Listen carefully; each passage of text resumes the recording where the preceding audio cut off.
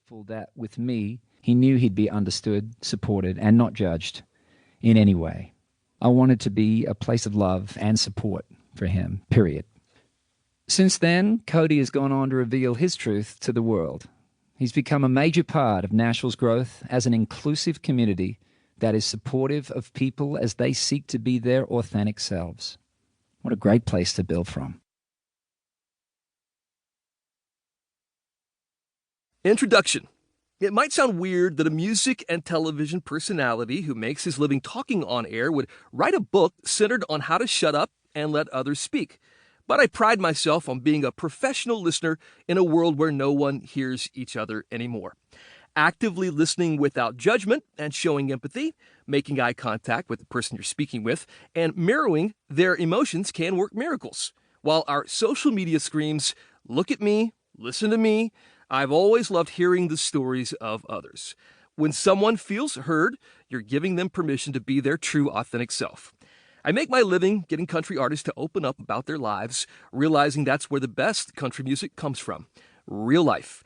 And I'm able to do this because my listening skills have helped me establish a good rapport and sense of trust that allows them to be vulnerable, even when millions of people are listening.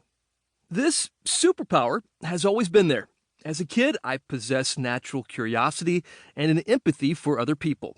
I asked questions, watched their reactions, paid attention to body language, and to what was not said as much as what was. I was hypersensitive to how someone was feeling and always zeroed in on people in the room who seemed awkward or unhappy, showing concern and asking friendly questions to draw them out of their shells.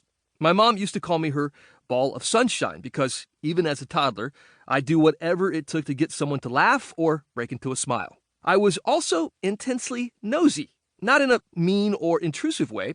I just loved people and wanted to find out whatever I could to make a connection. Instinctively, I knew just how far to probe or how much to share to make someone feel comfortable enough to open up to me. It was a skill that helped this kid win friends in school and throughout my life. That curiosity about others kept me rich in all kinds of relationships. And damn, I'm good at getting country artists to spill the tea. But the one voice I wasn't listening to enough was my own. For years, I'd been deaf to my authentic self. I was a good listener to others in part because I was desperate to shut down the inner voice that was telling me who I truly was. There was always that invisible wall. As open as I may have seemed, my reluctance to let people in and share more of who I was limited how deep I could go. Ironically, being more willing to give to others has better equipped me to receive. I became a better listener, a better communicator, and a happier person when I finally flexed that compassionate listening muscle on myself. And that's what this book is all about. Giving others and yourself permission to become their authentic selves by listening, understanding, and receiving with an open heart. It's time for a refresher course on the art of genuine listening that can help you build healthier relationships, deal with conflicts, improve understanding and accuracy, learn and discover new points of view, enhance your career. Anyone can attain great listening skills, but it takes constant practice. I'm still a work in progress. I've caught myself interrupting and making assumptions plenty of times. But the ability to really hear someone is a strength that's well worth honing, because improved hearing cascades into all areas of your life. Whether you interview people for a living, as I do, or you are just trying to build deeper connections with those in your life who matter most. On these next pages, I'll share my story, along with the wisdom I've gathered along the way from some country music greats I've been privileged enough to meet and interview in depth. My intention is to use these experiences of listening and connecting with others to inspire you to open up more fully to all that the universe has to offer. It's no coincidence that my passion is country music. These are the songs that tell a story. They were made for listening to with your full attention. That's why one of my catchphrases on my show is, "Here's the thing."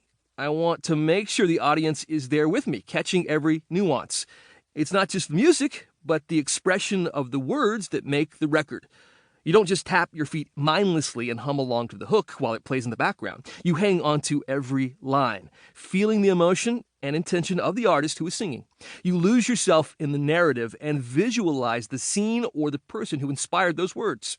In fact, a great country music song is the perfect training tool for listening with empathy.